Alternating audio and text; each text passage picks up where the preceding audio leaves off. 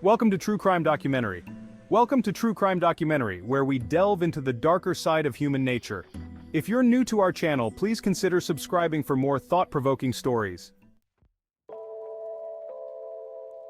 Today, we're taking you to the quiet town of Ardmore, Oklahoma, a community known for its conservative values, tight-knit families, and the kind of gossip that spreads like wildfire. Beneath the surface of this seemingly peaceful town, a tangled web of secrets and betrayals would lead to a shocking murder that would shake the very foundations of this close-knit community. The life of David Hail. David Hail was a 41-year-old man who lived in Ardmore, Oklahoma, a small town where everyone knew each other's names. He owned a successful car dealership, Hail Auto Sales, which had been in his family for generations. David was a well-respected businessman known for his honesty and integrity. He was also a deacon at the local Baptist church where he was deeply involved in community events. On the outside, David seemed like the perfect family man, hardworking, kind, and committed to his wife, Ann, and their daughter, Macy. But beneath this clean-cut image, David carried a heavy secret. For years he struggled with his sexuality, which was at odds with the traditional values of his town and his church. This inner turmoil led him to live a double life, often traveling to Oklahoma City and Dallas for anonymous sex with other men. While he was devoted to his family in many ways, David felt emotionally distant from them, especially as his marriage to Ann had grown cold and loveless in the years before his death. A secret relationship. One of those secret relationships was with Hunter Davis, his daughter Macy's 18-year-old boyfriend.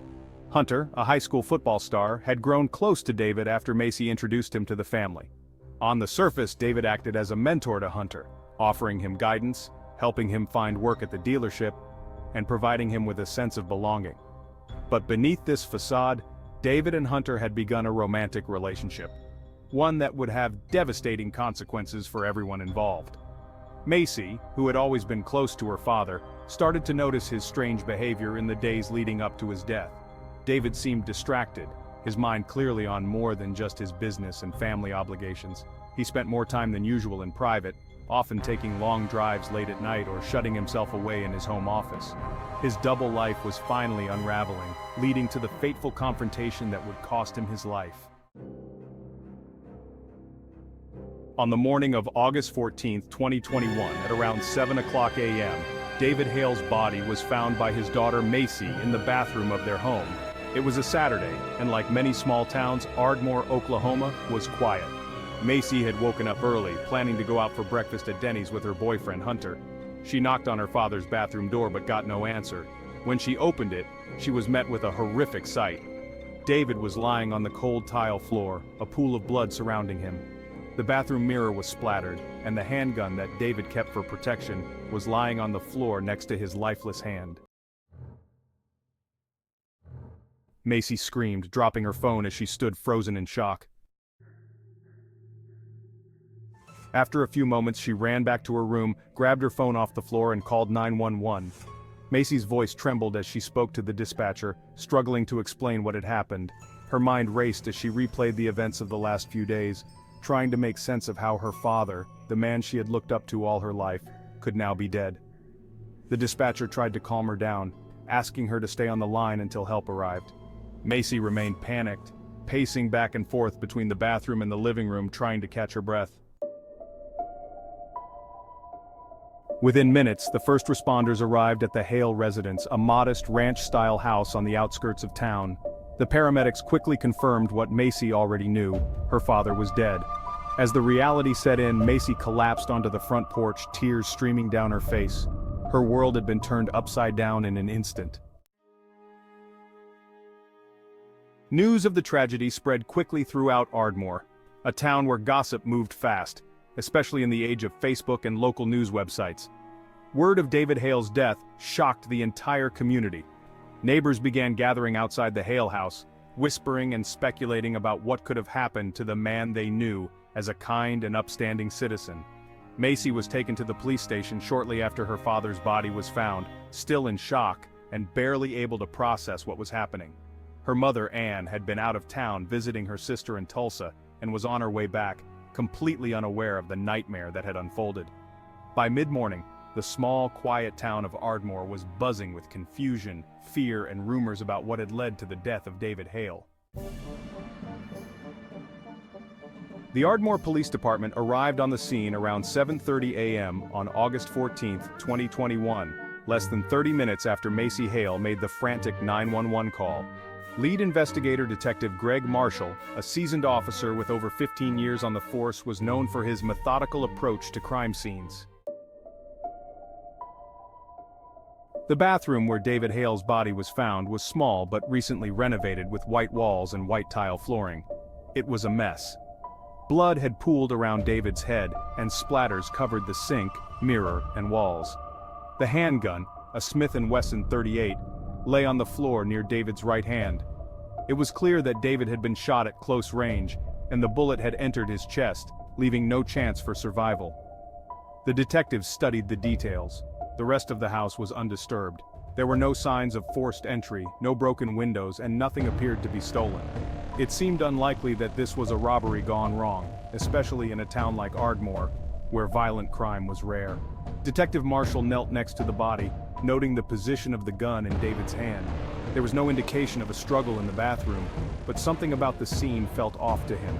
He asked another officer to dust for fingerprints on the gun and check for any other trace evidence in the room. He also requested a thorough examination of David's phone, which was sitting on the counter next to the sink. Marshall knew that in today's world, people's phones often held secrets, and he suspected David's would be no different. As the investigation continued, the police used luminol, a chemical agent, to check for any blood traces that might have been cleaned up elsewhere in the house. The only blood present was in the bathroom, suggesting that David had been killed there and not moved after his death. Crime scene photographers documented every angle, making sure nothing was missed. By noon, the detectives had gathered all the evidence they could from the scene. The body was taken to the local coroner for a full autopsy, which would later confirm that David had died from a single gunshot wound to the chest. As Marshall wrapped up their initial investigation, it was clear they were dealing with more than just a simple accident or home invasion. Something much more personal had happened here. Macy Hail, David's 18-year-old daughter, was the first person the police questioned. Still in shock after finding her father's body, she was taken to the Ardmore Police Department later that morning. Detective Greg Marshall knew this would be a delicate interrogation. Macy was emotional, her face pale and her hands trembling as she sat in the small, windowless interview room. Macy was fresh out of high school with plans to start community college in the fall. She was known around town for her outgoing personality and dedication to soccer, often seen at the local field in her Adidas gear. Her relationship with her father had always seemed strong, though in recent weeks, according to friends, Macy had been quieter and more withdrawn. Detective Marshall wanted to understand why. He started the interview gently, asking Macy about her relationship with her father. Macy described her dad as a hard-working man, always at the car dealership, but still making time for Sunday dinners and church. Her voice wavered as she recalled how their relationship had recently changed. Just days before the murder, Macy had discovered something shocking that shattered her world. She had found sexually explicit messages on her boyfriend Hunter's phone, revealing an affair between Hunter and her father. Macy's discovery had left her devastated, and the detectives could see the raw emotion on her face as she talked. She felt betrayed by both men and didn't know how to handle the situation. "I just wanted things to go back to normal," she said, tears welling in her eyes. "I didn't want to believe what I saw."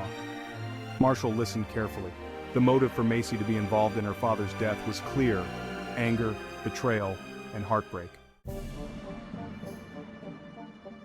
However, as the interrogation continued, Macy insisted that despite her rage, she would never hurt her father. Her alibi was solid too. On the night of the murder, she had spent most of the evening with Hunter, who she still loved despite his affair with her father, and several friends had seen them together at a local ice cream shop, Bram's, a popular spot in Ardmore.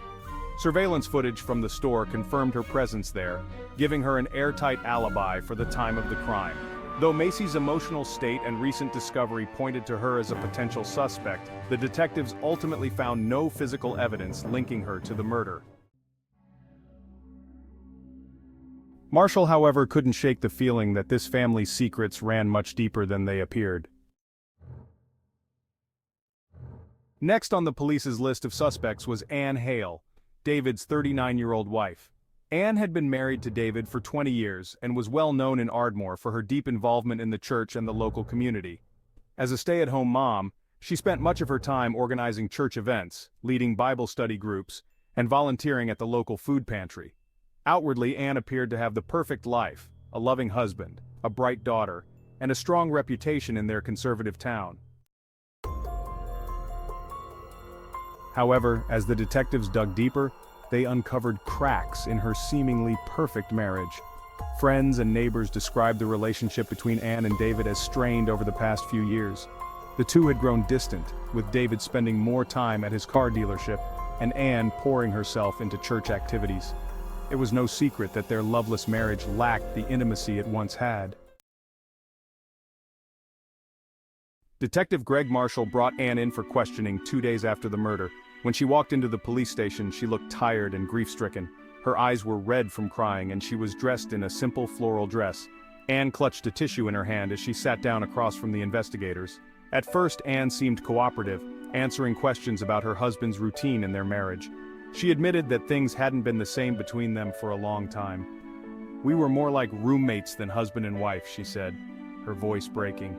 "I can't remember the last time he touched me." But when the detectives brought up the affair between David and Hunter, Anne's demeanor changed. She seemed shocked at the news, almost as if she couldn't believe it. As the interrogation continued, the detectives pressed her about her whereabouts the night of the murder. Anne claimed she had been out of town visiting her sister in Tulsa and was on her way back, completely unaware of the nightmare awaiting her. Her story seemed plausible, but the police couldn't ignore the fact that Anne had a clear motive.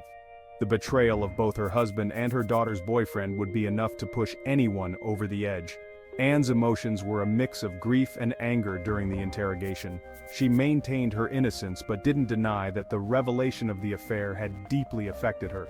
Still, like her daughter, Anne had no physical evidence linking her to the murder, and the detectives knew they needed more to definitively rule her out or confirm her involvement. On the morning of August 23, 2021, just 2 days after David Hale's murder, Ardmore detectives received a crucial break in the case. It was a humid, overcast day with temperatures in the low 90s, and the conservative town was still buzzing with spicy gossip about the crime. At around 10 a.m., Detective Greg Marshall got a call from the forensics lab. The team had found a key piece of evidence that had been overlooked during the initial search of the Hale home. The gun used to kill David had traces of fingerprints on it, but they didn't belong to Anne or Macy. The detectives quickly returned to the Hale residence to re-examine the crime scene. The house had already been searched extensively, but this new development prompted another more thorough inspection. As they started retracing their steps to the house, the bathroom where David was found was still cordoned off with unclean bloodstains, still marking the spot where his body had been discovered. The gun, a Smith & Wesson revolver, had been carefully bagged as evidence, but now the forensic report gave them a new direction. The fingerprints on the gun matched Hunter Davis, Macy's boyfriend, who had been close to the family in many different ways for the past 2 years. This revelation raised immediate questions. Why were Hunter's prints on the gun, and what was his role in the murder? Detective Marshall knew that Hunter's involvement would be a crucial piece of the puzzle, one that could finally bring them closer to the truth behind David Hale's tragic death. Hunter claimed that he had never touched the weapon. Marshall and his team knew that Hunter was holding something back. They decided to shift their approach and appeal to his emotions, reminding him of the close relationship he had with David and the impact this tragedy had on those who loved David. This tactic seemed to work, as Hunter's demeanor changed, and he became more forthcoming. The murder of David Hale. David Hale, a 41-year-old car dealership owner, was found dead in his bathroom by his daughter Macy on August 14, 2021. The investigation revealed that David had been leading a double life, having an affair with his daughter's boyfriend, Hunter Davis. The police initially suspected Macy and her mother Ann due to their motives and alibis.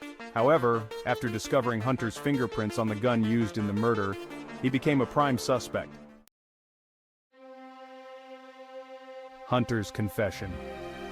Hunter admitted to discovering David's affair with Ann and confronting him about it, leading to a heated argument.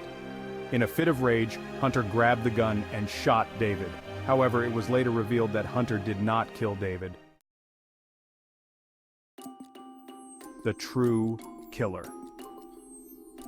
After further investigation, the police discovered that Macy had discovered the affair between her father and her boyfriend, leading to a motive for the murder.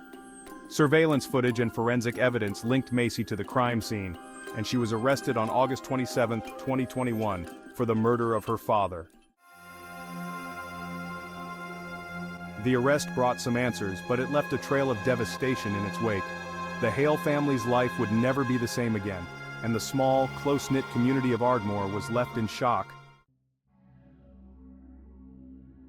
The trial of Macy Hail began on August 31, 2022 in Ardmore, Oklahoma. The prosecution, led by District Attorney Michael Granger, argued that Macy had acted out of anger and betrayal after discovering inappropriate messages between her father and her boyfriend. The key evidence included the murder weapon and Macy's fingerprints on it. The defense, led by Lula Ray McDonald, argued that Macy had acted in a moment of extreme emotional distress and that her actions were the result of a severe emotional breakdown rather than premeditated murder. On September 10, 2022, the jury returned a verdict of guilty of second-degree murder. The verdict was met with mixed reactions from the community, with some feeling that justice had been served and others saddened by the tragic outcome. This case highlights the importance of thorough investigations and the power of empathy in uncovering the truth. It also shows how complex and emotional cases can be, with multiple suspects and motives, and how careful analysis and attention to detail are necessary to uncover the truth. The judge sentenced Macy to 25 years in prison with the possibility of parole after 15 years. The trial marked the end of a harrowing chapter for the Hail family, bringing a sense of closure, but also leaving deep wounds. The impact on those involved was profound, with the community of Ardmore, Oklahoma, shaken by the murder and the subsequent legal proceedings. Macy Hail, now serving a 25-year sentence, faced a life drastically different from the one she had planned, marked by isolation and regret. This case highlights the devastating consequences of a tragic event and the importance of considering the emotional and psychological factors that can lead to such actions. It also underscores the need for empathy and understanding in the face of tragedy, as well as the importance of seeking justice while also acknowledging the humanity of those involved.